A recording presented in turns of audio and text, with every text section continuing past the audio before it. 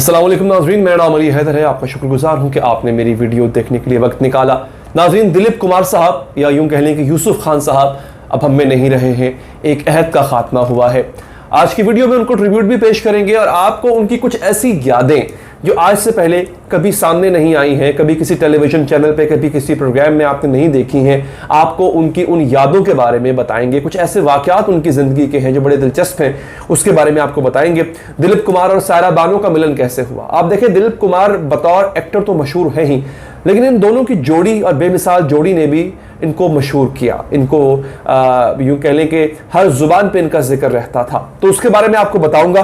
लेकिन अभी कुछ वीडियोस हैं और कुछ तस्वीरें हैं जो कि उनके जनाजे की हैं, मैं आपको वो दिखाता हूँ पहले। उसके बाद कुछ और चीज़ें, कुछ यादगार लम्हे उनके पाकिस्तान में गुजरे, कुछ यादगार लम्हे, उनकी कुछ तस्वीरें हैं, वो भी आपको दिखाऊंगा। सबसे पहले ये आपके सामने इस वक्त जो है वो दिलीप कुमार साहब का जो जनाजा है वो उसकी वीडियो आने वाली है। और आपको ये बता दूं कि दिलीप कुमार साहब को स्टेट फ्यूनरल दिया गया है, सरकारी तौर पे उनको जो है वो जो भारत का जो उनका जो झंडा होता है उसमें उनको दफन किया गया है। तो जरा ये देखिए।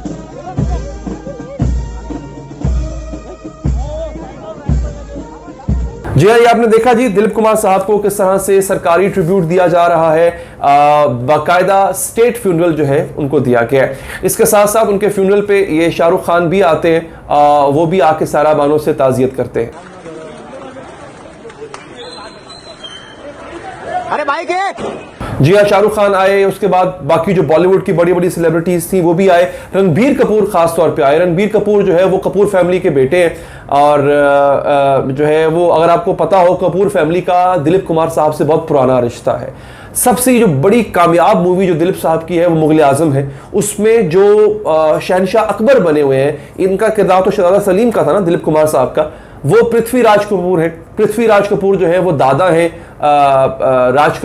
शशि कपूर साहब के। और फिर ये पूरी कपूर फैमिली जो है, इनसे बड़ा क्लोज इनका रिश्ता है दिलीप कुमार साहब का। तो रणबीर कपूर इस सिलसिले में आए थे, क्योंकि इससे पहले ऋषि कपूर वो भी दुनिया से जा चुके हैं और बाकी शशि कपूर भी जा चुके हैं। तो कोई बड़ा और मेरे ख्याल है नहीं शायद कपूर फैमिली में, या रणबीर कपूर है या फिर वो जो अनिल कपूर है, उन्होंने भी साथ काम किया हुआ इनके, वो भी आए। अच्छा, उसके साथ साथ जो है वो दिलीप कुमार साहब की एक बड़ी यादगार तस्वीर है, मैं आपको वो दिखाना चाहूँगा। उस तस्वीर में आप देख सकते हैं इमरान खान साहब हैं। इमरान खान साहब हमारे वज़ीर आज़म इमरान खान साहब हैं, मोहम्मद अली साहब हैं, नन्ना साहब हैं, देवानंद साहब उसमें उस तस्वीर में मौजूद है।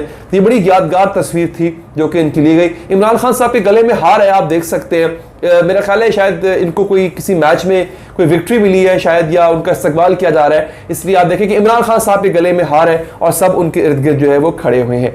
फिर एक और तस्वीर है बड़ी यादगार दिलीप कुमार साहब की नवाज शरीफ साहब के साथ। ये आपके सामने आ चुकी है जी, ये तस्वीर भी आप देख सकते हैं। नवाज शरीफ साहब के साथ मुलाकात हो रही है, बड़ी यादगार तस्वीर है। एक बड़ी रेयर पिक्चर मेरे हाथ लगी, वो मैंने कहा मैं आपको दिखाता हूँ। ये तस्वीर बादशाह खान साहब के साथ है। यूसुफ खान साहब की तस्वीर जो है, आप सब जानते हैं यूसुफ खान साहब का ताल्लुक, या दिलीप कुमार कह लें उनको, उनका आबाई इलाका पेशावर है। पेशावर से मरते दम तक वो मोहब्बत करते रहे। उनकी तबीयत नासाज थी, वरना उनकी बड़ी ख्वाहिश थी कि वो पेशावर ज़रूर आएँ, वो दुनिया से जाने से पहले पेशावर ज़रूर आएँ।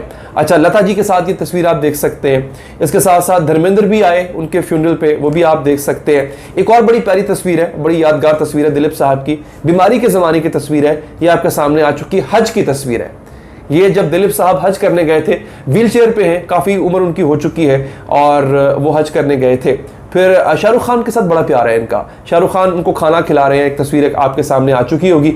शाहरुख खान के साथ इतना प्यार था कि चूंकि इनकी अपनी औलाद नहीं थी, दिलीप साहब की और सायरा बानो जी की अपनी औलाद नहीं थी, तो ये शाहरुख खान को अपना बेटा कहते थे। और शाहरुख खान बबांगे दोहल कहते हैं कि मैं दिलीप साहब का और सायरा जी का मैं बेटा हूँ, क्योंकि उनके अपने वालिद भी पेशावर से उनका ताल्लुक था। शाहरुख खान के वालिदैन का ताल्लुक पेशावर से था। शाहरुख खान का अपना बचपन भी पेशावर में गुजरा, कुछ हिस्सा पेशावर में गुजरा, तो उनकी अपनी भी बड़ी यादें हैं पेशावर से, इसलिए वो यूसुफ खान साहब के बड़े करीब थे।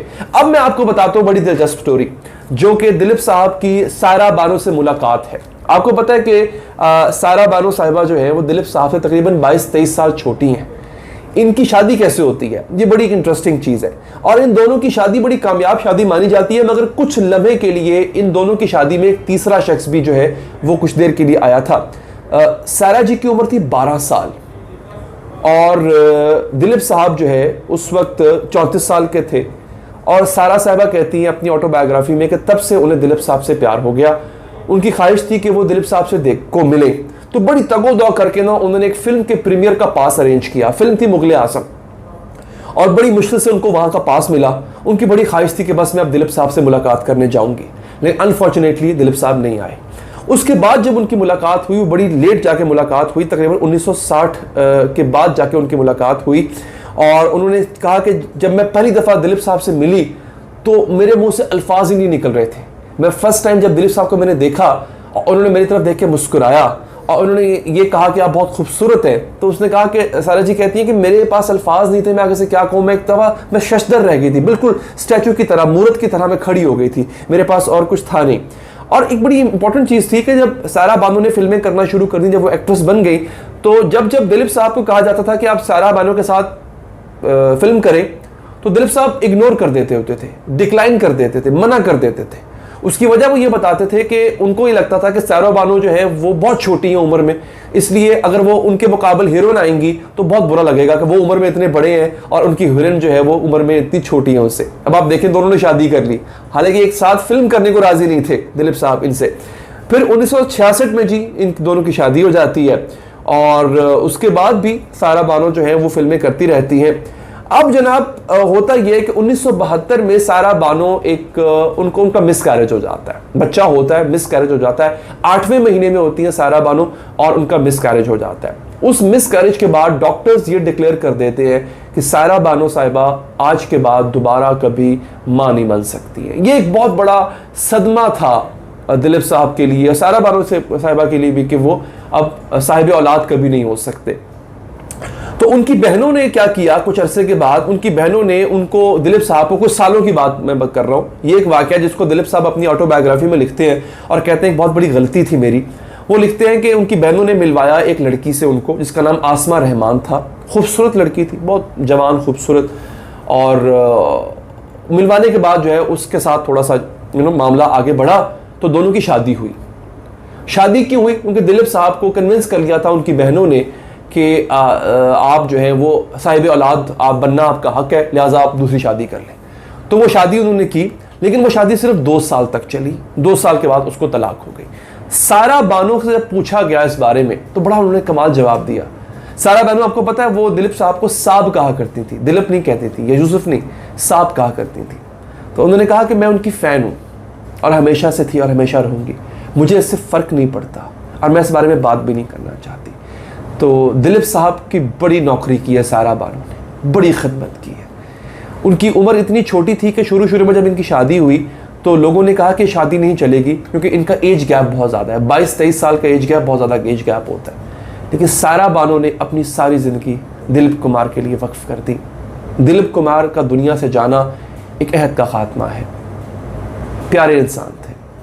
नाज़रीन, आपको मेरी बात वीडियो पसंद आई हो लाइक कीजिएगा, फीडबैक देने के लिए कमेंट, और आखिर में अगर आप चाहें चैनल को सब्सक्राइब करके बेल का आइकन प्रेस करें। अल्लाह ने के बाद।